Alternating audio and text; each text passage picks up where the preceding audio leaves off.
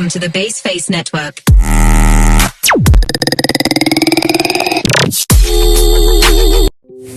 Assalamualaikum warahmatullahi wabarakatuh. Halo teman-teman, di sini saya sebagai perwakilan dari kelompok 5 dan juga bersama dua rekan saya. Di dalam video kali ini, kami ingin menjelaskan tentang pengertian agregat, fungsi, tujuan, beserta metode-metode agregat. Simak video ini ya.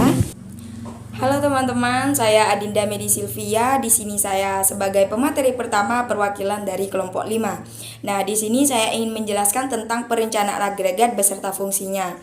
Jadi, agregat dalam konteks perencanaan agregat merujuk pada jumlah keseluruhan dari beberapa item atau elemen yang serupa.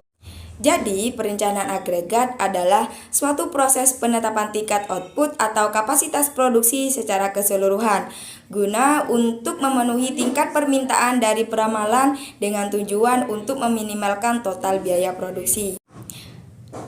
Nah, selanjutnya ada fungsi perencanaan agregat yang terdiri dari 4, yaitu yang pertama menjamin rencana penjualan, yang kedua sebagai alat ukur dan menjamin konsisten terhadap rencana produksi, yang ketiga sebagai monitor hasil produksi dan mengatur persediaan produk, dan yang keempat mengarahkan tujuan dan juga sebagai alat komunikasi. Baik teman-teman, mungkin hanya itu yang bisa saya sampaikan dan materi selanjutnya akan disampaikan oleh rekan-rekan saya.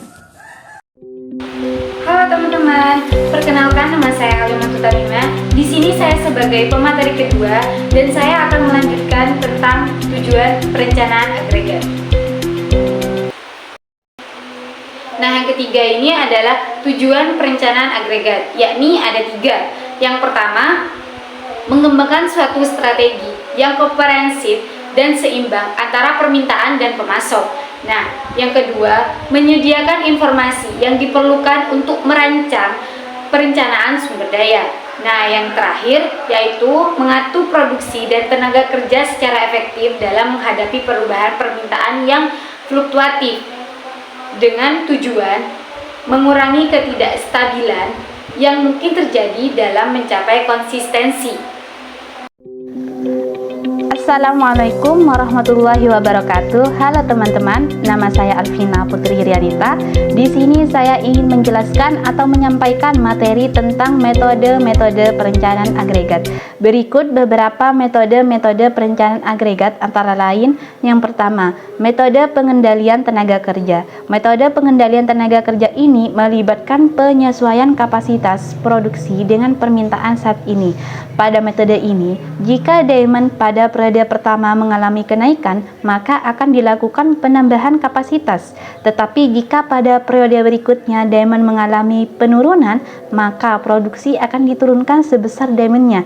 Jadi, metode pengendalian tenaga kerja dalam perencanaan agregat adalah suatu pendekatan yang digunakan oleh perusahaan untuk mengatur jumlah dan jenis tenaga kerja yang diperlukan dalam proses perencanaan agregat dan untuk membantu perusahaan mengelola tenaga kerja dalam perusahaan secara efisien, meminimalkan biaya, dan merespon dengan cepat terhadap perubahan dalam permintaan pasar atau kebutuhan produksi.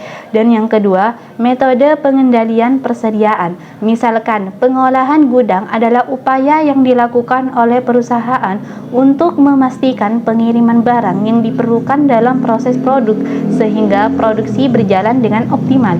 Metode ini menerapkan tingkat produksi sebesar permintaan rata-ratanya. Jika jumlah produksi lebih besar, maka kelebihannya akan disimpan sebagai persediaan.